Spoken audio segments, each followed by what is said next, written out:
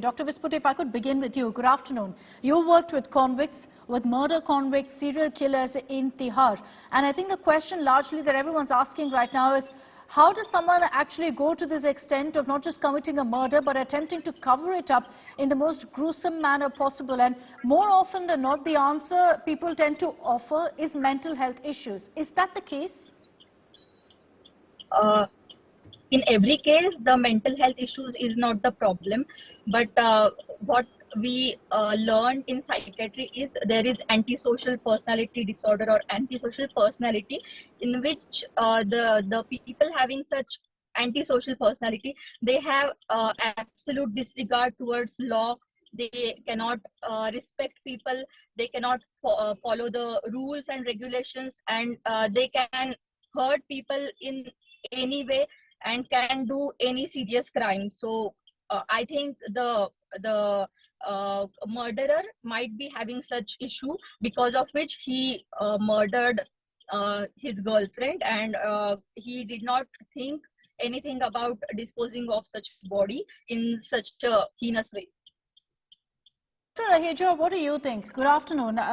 Considering the details that have emerged, what's really shocked the nation is the fact that this person seems like, any other person out there, no previous criminal record, never committed any sort of crime before, and yet going to such extreme lengths to cover up the murder. This was his girlfriend who he strangled in their home, then bought a fridge, kept the body parts, and ensured that he disposed of it as well. For 6 months, nobody had any clue that something like this even happened. Very often the question that comes up is, what was going on in this murderer's mind?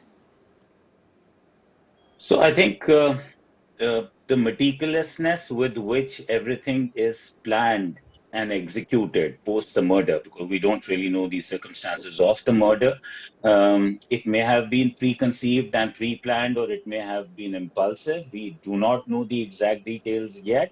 But the sequel that followed post that seems to be very, very meticulously planned, implying that the person, this gentleman, had a very, like my colleague was saying, had definitely traits that clearly depict that he could go to the extent of being so manipulative, which, like how my colleague doctor was saying, can often be seen in people who have antisocial personality disorder, who can go to the extent, I mean, it was a long gap. I mean, just the planning, buying a fridge, disposing the body, ensuring that when he disposed the body part, he took it out of the polythene bag so it could decompose very fast. All shows that this is an very expert, I mean, a very calculated, preconceived plan. If we dig deeper, I think eventually in the coming days, we might find that there might be more, not just telltale signs, but clear evidence of dysfunctional or maladaptive behavior in the earlier youth or even in the childhood, but which we'll eventually know.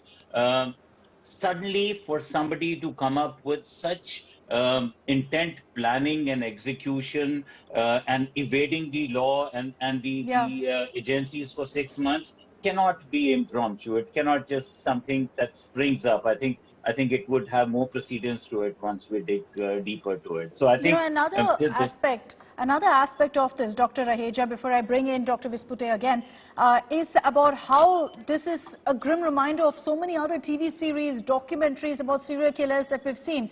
Do you believe that in these kind of cases, they've actually taken inspiration from other killings, from what they've seen perhaps in a TV show?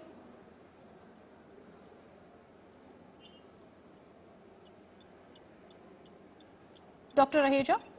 Yeah, this often can be an example of vicarious learning, where, I mean, if you're watching shows like this, and if we probably go into the search history, we may find that even post the murder, he may have spent a lot of time figuring out how to dispose the body. So watching such videos, visiting such content can be a pattern of vicarious learning, can be a pattern of unconscious, subconscious, a pattern of learning which can prompt. But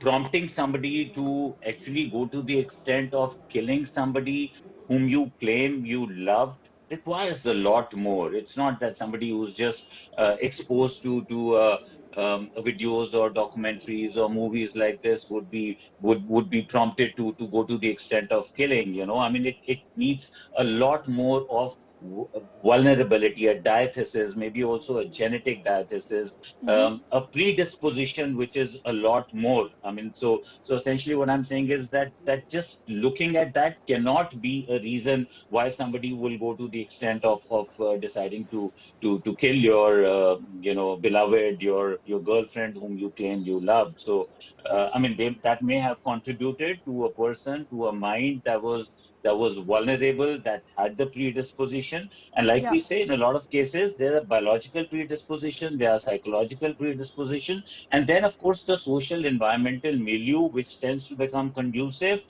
which demands an action like that, and the person then can indulge into a cold-blooded murder like what we saw in Aftab's case. Yeah. Dr. Vispute, we're talking about dysfunctional behavior for a reason, because you look at the circumstances that led to this murder. It was an argument. Shraddha, the victim here, was reportedly pressuring him to get married, and Aftab replied in this, violent, gruesome, brutal manner. And that's the question, really. How can such a simple argument become a trigger for murder and then for this kind of a cover-up? As per my opinion, I think that uh, they their family was not supportive from both the Yeah. sides, and on the top of it, they have came all the way to Delhi and started living together, and they might be using substances as well. We don't know. They might be using substances because of which they might have lost the balance of conscience. And uh, can you repeat the question once again, I was Ankita? asking you about how a simple argument could have been a trigger for Aftab to actually resort to this kind of a murder, Doctor. Yeah, because some people they don't know how to control anger. So we teach anger management techniques. So if we have the mental health issues like we cannot control our anger, we need to go to a psychiatrist, psychologist, and get learn all these principles how to control anger. If we cannot do that, then such type of crimes can the person can commit.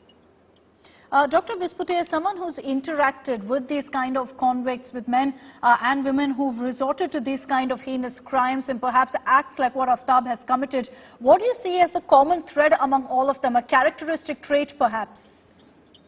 That's what I told, that antisocial personality trait is what we see commonly in such people. So as I told, that they don't have any regard to law or the feelings of others. Like if I will murder someone, he will get hurt, or what the family of that girl will think, or I can simply say no, or there are different ways on which I can work, and if I don't want to marry such girl, I can do that. So that option they cannot think of.